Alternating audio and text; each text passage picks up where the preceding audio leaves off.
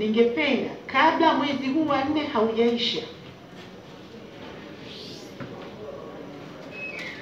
mara tunapomaliza bajeti yetu, hivi tunawapa zawadi gani? Tunampa zawadi gani Mheshimiwa Waziri Mkuu kama sio zawadi ya kuwa na huu mfumo ambao unaenda kutatua kero kubwa ya vibali vya ajira za wageni, kufanya vibali vya ajira za wageni vipatikane bila rushwa.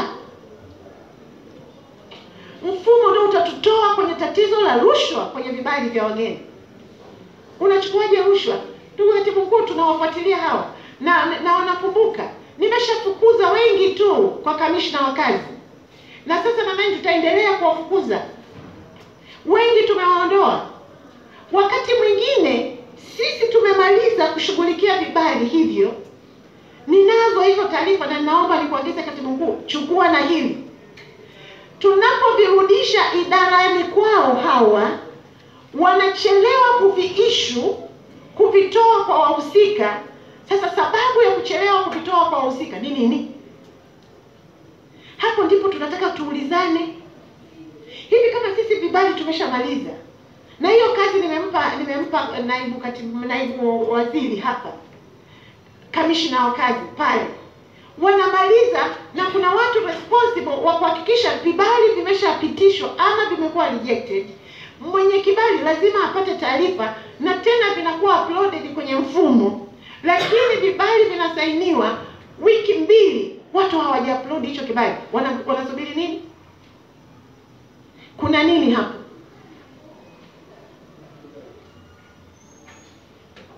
Kuna jambo gani hapo? Liko jambo? Katibu Mkuu, hili lichukue na kawafuatilie kweli kweli. Lakini kila siku hapa nimetoa maagizo na ninaomba nikuagize Katibu Mkuu. Tunajua wako maagenti wengi wanakwenda kwa waajiri, wanajifanya wao ndo wana uwezo wa kuwasaidia waajiri kupata vibali, na wanachukua fedha kwa wale waajiri.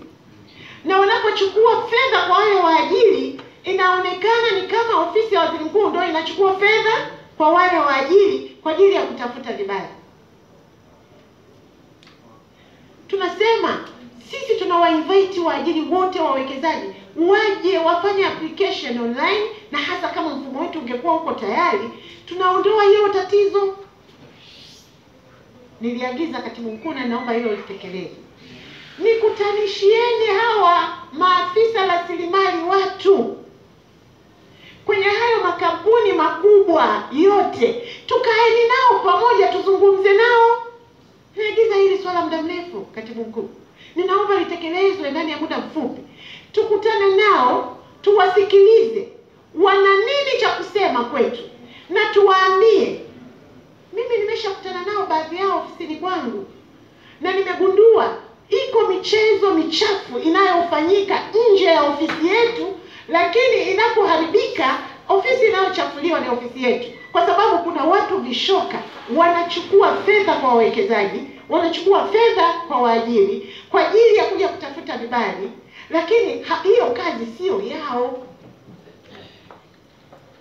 Katibu Mkuu, tukielewana hapo na hao wenye wajibu wa kutafuta vibali moja kwa moja kutoka kwetu, tutapunguza hii image mbaya ya ofisi yetu, ambayo ama kweli inasababishwa na ofisi yetu, na nimesema hapa ni Katibu Mkuu ufuatilia, ama inaendelea kuharibiwa na hao wanaovishoka, hao wanaofanya hapo kazi nje, ambao tayari mimi nimeshafanya utafiti na kujua ni akina nani, na tayari tulishawakamata wengine na tulishachukua hatua kwa baadhi yao. Tuelewane vizuri. Nadhani tukishaelewana vizuri tutakuwa tumefika mahali jambo hili halitoweza kutusumbua tena.